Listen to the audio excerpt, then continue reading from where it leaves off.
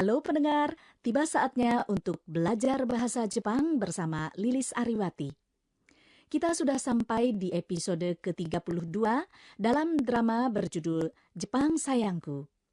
Di episode sebelumnya, Leo dan Aki, putri Bapak Masaki, makan siang bersama di sebuah restoran setelah selesai latihan Aikido.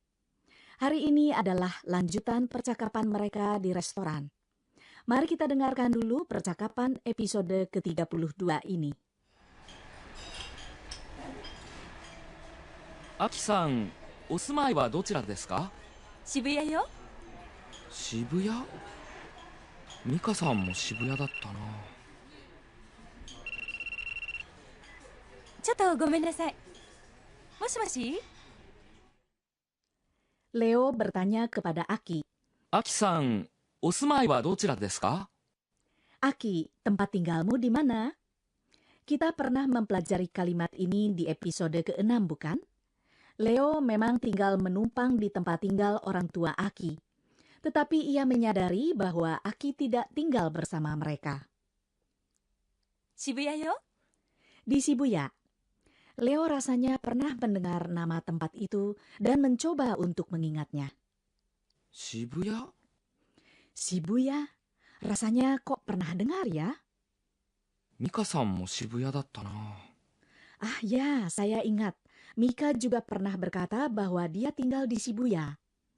Partikel na di ujung kalimat menunjukkan bahwa Leo sedang memikirkan dan bergumam sendiri. Masih ingat Mika? Dialah wanita yang memungut paspor Leo di bandara. Tiba-tiba telepon genggam Aki berdering. ちょっとごめんなさい。 Permisi ya sebentar. Chotto artinya sebentar atau sedikit. Dan gomenasai artinya permisi.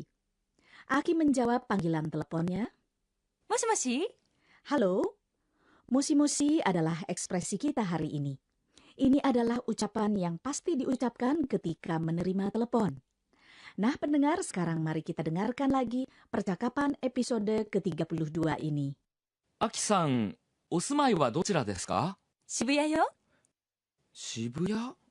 ミカさんも渋谷だったな。 ちょっとごめんなさい。もしもし？ Selanjutnya, ayo kita bahas ekspresi hari ini. Pertama-tama, dengarkanlah dulu ucapannya dalam versi lambat. もしもし？ Moshi-moshi artinya halo. Kata ini bisa digunakan baik ketika kita memanggil seseorang ataupun ketika kita menjawab telepon. Dalam percakapan hari ini, Aki menerima telepon dan berkata moshi-moshi. Menurut etika menelepon, penerima akan mengangkat telepon dengan mengatakan moshi-moshi, lalu menambahkan nama marga. Jadi misalnya Leo, ia bisa mengucapkan, もしもし、レオです。 namun untuk keamanan banyak orang yang sekarang tidak mau menyebutkan nama mereka. Jadi cukup dengan moshi-moshi saja. Jadi sekarang sudah bisa diterima menerima telepon dengan hanya mengatakan moshi-moshi saja. Orang yang menelepon juga mengatakan moshi-moshi, lalu menambahkan nama mereka. Misalnya, moshi-moshi Sato desu. もしもし、もしもし、佐藤です。 Jadi, moshi-moshi ini bisa dipakai baik oleh si penelepon maupun si penerima telepon. Pojok step up. Ekspresi hari ini, moshi-moshi digunakan untuk awal percakapan di telepon. Nah, bagaimana untuk mengakhiri percakapan di telepon? Perlu diketahui bahwa istilah sayonara tidak dipergunakan. Kalau situasinya formal seperti urusan bisnis, maka kita bisa mengatakan, それでは、失礼いたします。 banyak juga yang mengakhiri percakapan dengan hanya mengatakan shitsurei itashimasu.